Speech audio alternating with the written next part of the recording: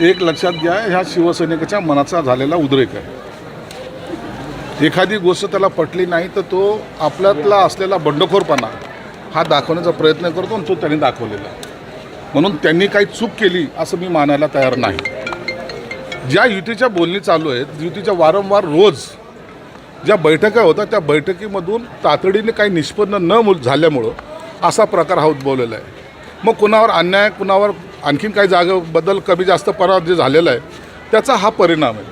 आणि हा इथं आज यांनी दाखवला, परंतु शहरामध्ये अनेक ठिकाणी शिवसैनिक अशाच पद्धतीने नाराज आहेत आणि आमचे सहकारी पक्ष त्याला तेवढं सिरियसली घेऊन तातडीनं निर्णय जाहीर करतानासुद्धा वेळ लावत आहे.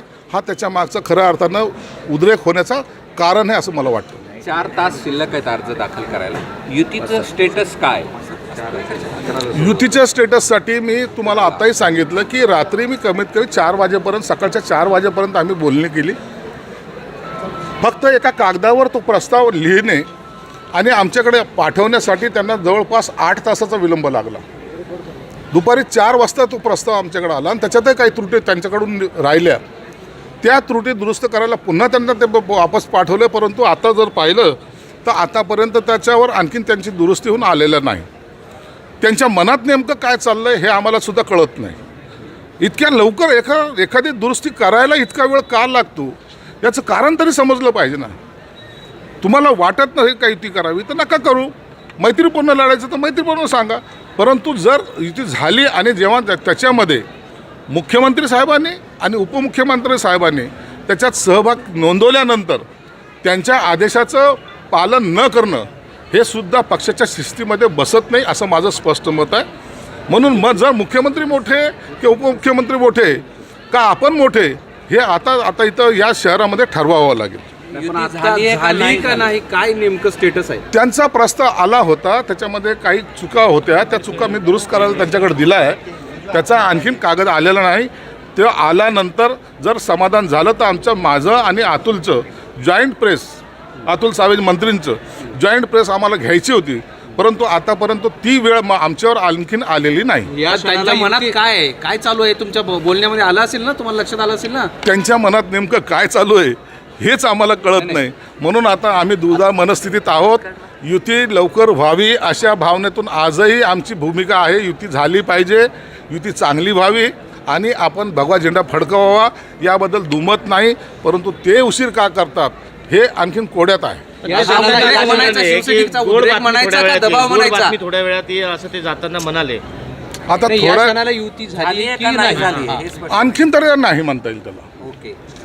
आणखीन जोपर्यंत हातात मध्ये आमच्या लेखी येत नाही तोपर्यंत युती झाली म्हणायला आमचं धारिष्ट नाहीच आहे. नाही, पालकमंत्री महोदय, हा शिवसैनिकाचा उद्रेक म्हणायचा का भाजपवर दबाव म्हणायचा? नाही, भाजपवर दबाव म्हणायचा. भाजपवर किंवा आमच्यावर हा दबाव टाकायचा प्रश्न येत नाही. शिवसैनिक त्यांचे भावना व्यक्त करता याचा अर्थ चुकीचा घेऊ नका. त्यांच्या मतदारसंघामध्ये त्यांचा असलेल्या कार्यकर्त्याला निवडीसाठी त्यांचे असलेले प्रयत्न याला कधीही चुकीचा अर्थ आम्ही लावत नाही. उद्रेकाचा तुम्ही अर्थ काय घेतला, त्याचं पुढचं पाऊल तुम्ही काय टाकणार आहात? आता थोडा वेळ आम्ही वाट पाहू. आमचे सहकारी पारकर या ठिकाणी आलेले आहेत, त्यांच्याशी त्यांनी स्वतः सगळं पाहिलेलं आहे. माझं शिंदे साहेबांचं आता 1 तासापूर्वी बोलणं झालेलं आहे. आता शिंदे साहेब जो आदेश देतील त्या पद्धतीने आम्ही पुढची पावलं उचलू. असं आहे की कुठे महिला रडत आहेत तुमच्या कार्यालयामध्ये, हे जंजाळ नाराज आहेत, मग अशा ह्याच्यामध्ये युती करणार आहात की नाही करणार? आणि आता जर प्रदीप जयस्वाल म्हणाले की युती तोडूनच टाका. आता जर सकारात्मक त्यांच्याकडून प्रस्ताव आला नाही तर कदाचित मग आम्हाला वेगळा निर्णय घ्यावा लागेल आणि हे निर्णय घेण्याच्या पूर्वी आम्ही एकनाथ शिंदे साहेबांशी बोलू. अल्टिमेटम कारण तुमच्याकडे 4 तासात उमेदवारी. आता हे सर्व घटना जे पाहतोय या घटनेच्या गांभीर्याने एकनाथ शिंदे साहेबांनी दखल घेतलेली आहे आणि आता आम्ही 10 मिनिटानंतर पुन्हा शिंदे साहेबाला बोलू आणि योग्य तो निर्णय घेऊ. त्यांना किती वेळ देत आहे भाजपला? आता किती वेळ तुम्ही आता वेळ देण्यासारखा राहिलेला नाहीये. अनेक लोकांना फॉर्म भरायचे आहेत आणि उद्या शेवटचा टाईम आहे. जर त्यांचे फॉर्म जर सबमिट होऊ शकले नाही तर युती झाली काय नाही झाली काय ते तर बाद होतील ना. म्हणून वेळेच्या मर्यादेमध्ये आपल्याला हे सर्व करावं लागेल आणि ते करण्याचं काम दोन्ही पक्षांनी करावं अशी मला त्यांची आवर्जून लास्टची कळकळीची विनंती आहे. तुमची फरफट होताना दिसते असं वाटतंय? नाही, आमची फरफट कोणी करू शकत नाही. पण तुम्ही त्यांच्या प्रत्येक निर्णयाची वाट बघताय. तुम्ही म्हणले ना, मग आमचे मोठे भाऊ आहेत ते. आमच्या मोठ्या भावाला थोडंसं त्यांचं ऐकावं लागतं म्हणून आम्ही त्यांना संधी देतोय. असं आहे की हे जे बाहेर लोक आले होते त्यांचं जे म्हणणं होतं ते तुम्ही ग्राह्य धरणार आहात युती करताना की काय करणार? याच भावनेमुळे तर आम्ही जिवंत आहोत. शिवसैनिक आहे म्हणून आम्ही आहोत. त्यांच्या भावना जर ग्राह्य धरल्या नाही ते काय आमचे घरगडी थोडी आहेत, आमचे सहकारी आहेत. ते त्यांच्या भावनेचा आधार राखणं हे आमचं काम आहे आणि त्याच पद्धतीने आम्ही काम करणार. त्यांना सन्मान मिळाला नाही तर युती नाही. त्यांना सन्मान मिळाला तर इथं कशी होईल? महाराष्ट्रातील ताज्या बातम्यांसाठी बघत रहा टाइम्स टुडे टीव्ही. सोबतच शेअर करा, सबस्क्राईब करा आणि बेल आयकॉन प्रेस करा.